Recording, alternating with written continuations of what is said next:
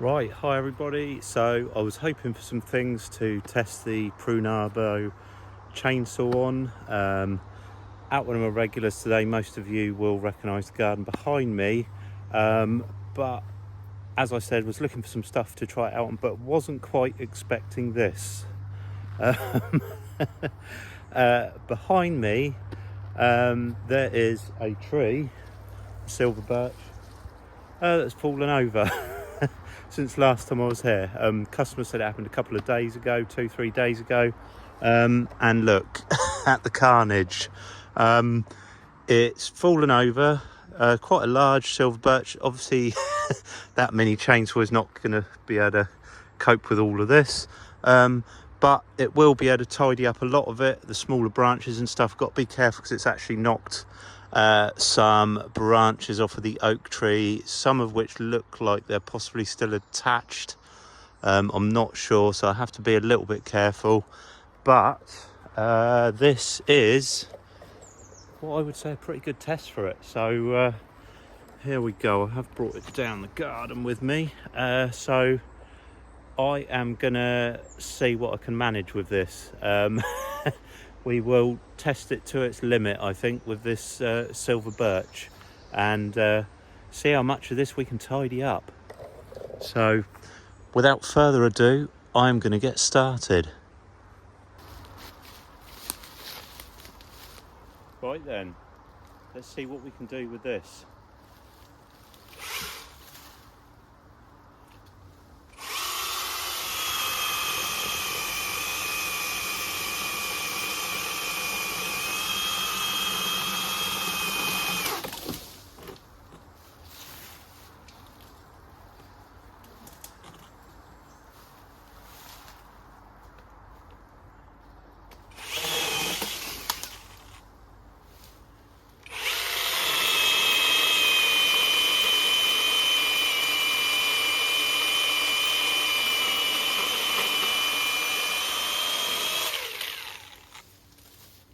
There we go. We'll cut through some pretty substantial stuff.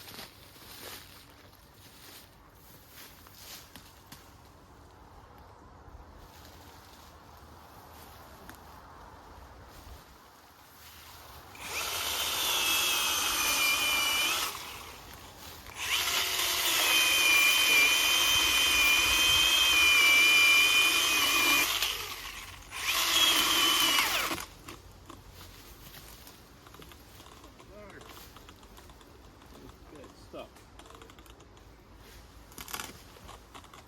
There we go.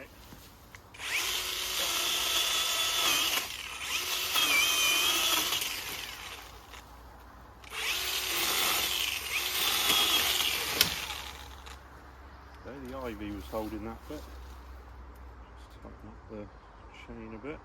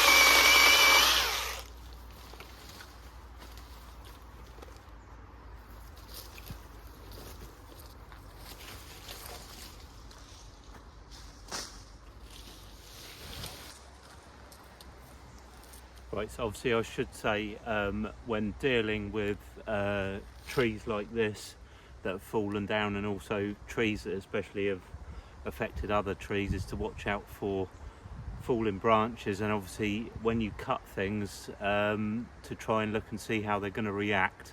If something's spring loaded, this is quite often where people go wrong and cut something without even thinking, and then it can knock your saw.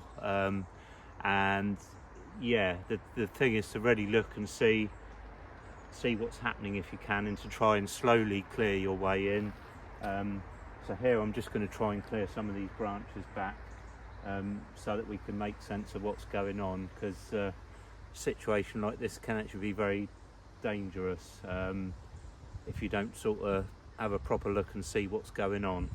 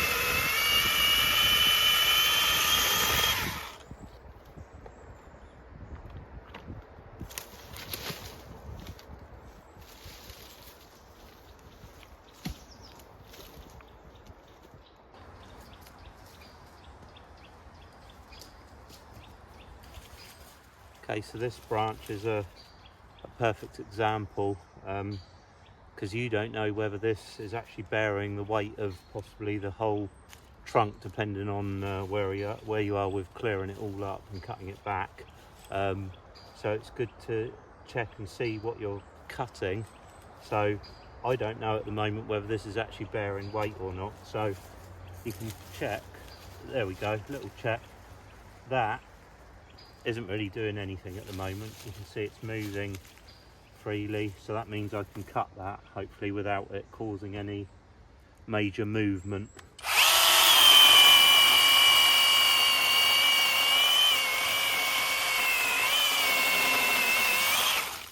There we go. safely cut, nothing moved, and now I can see that branch is sat there free, so I can carry on.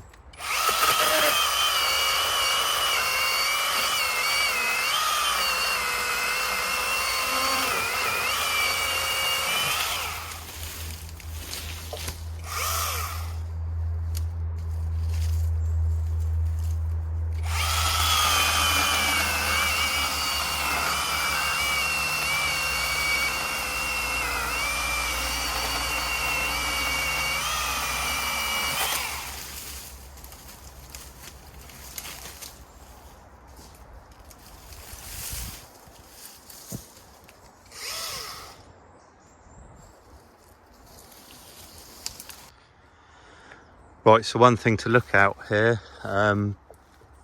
is the fact that basically this tree has fallen over, and it's actually taken this holly tree with it, which has snapped.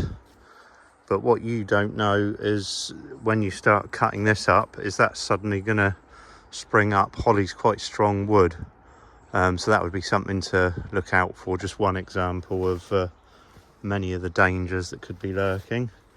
But there we go, this little saw has actually cleared quite a lot already. At least we've cleared a space and we can kind of see where we're going a little bit now. So I'm going to carry on a bit further up the tree and start clearing some of this, then we can see where we are.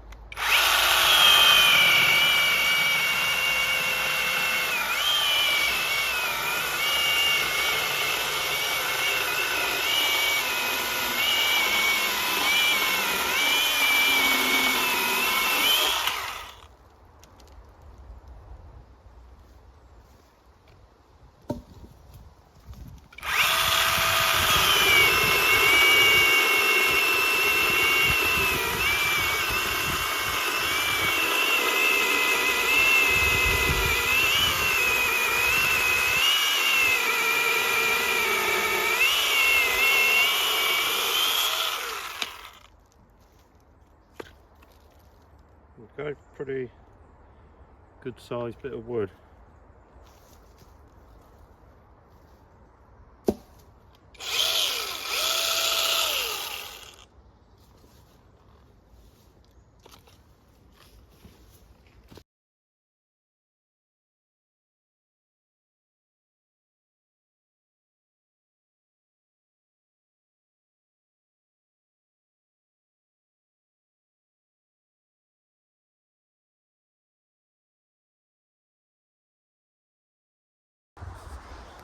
Okay, so the battery's just run out, and to be honest, I've done quite a lot actually on that one little battery.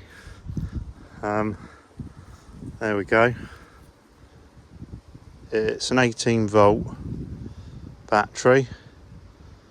Yeah, and it's, well, I've filmed most of it, haven't filmed all of it, but it's done all that. It's cleared most of it, or it's cut most of the branches off of that.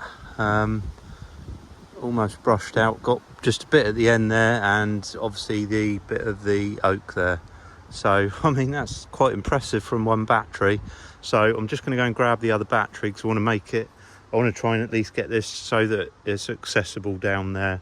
Not that anyone's going to be having a bonfire, but luckily the fire area is just there, right by where this has fallen, luckily. So that's saved me a few miles on my feet. So I'm just going to grab the other battery, and then we'll see if we can get the rest of this tidied up, or at least mostly tidied up. And then next time I come, I'll bring my bigger saw with me to cut the main log up.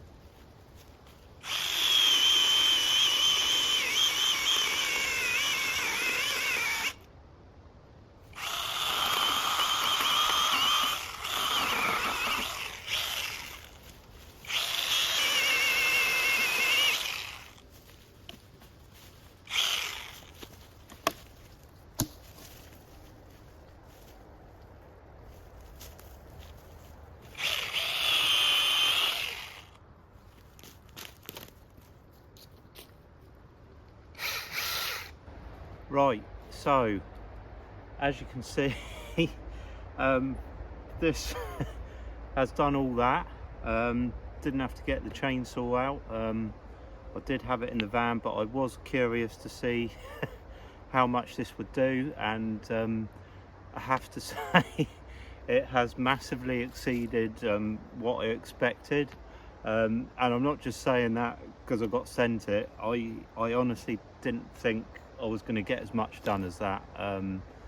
And yeah, this little thing, I mean, obviously it's not meant for limbing up trees and things like that, but of course this was a perfect opportunity to see how far I could push it. So so yeah, I am very surprised how well it did. And it's only used, in fact this battery's not even completely dead, so done all that on the battery, and I think it's got about quarter left, so I think that's pretty good for a little saw like this. Yeah, anyway, that was the ultimate test for the Prunabo PRE8. Yeah, done a good job on that, I think. Anyway, I've run out of time for today for this job. Obviously I didn't know this was here, so that was a surprise test for this.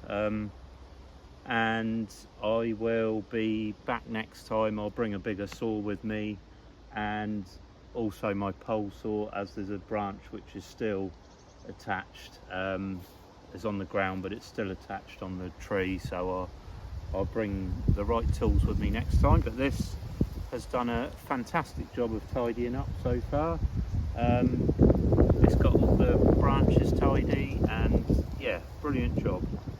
Anyway, I'm done now, so thanks everyone for watching. I hope you enjoy this video and the ultimate test on the little Prunabo mini chainsaw, and I will catch everyone on the next video. Thanks for watching.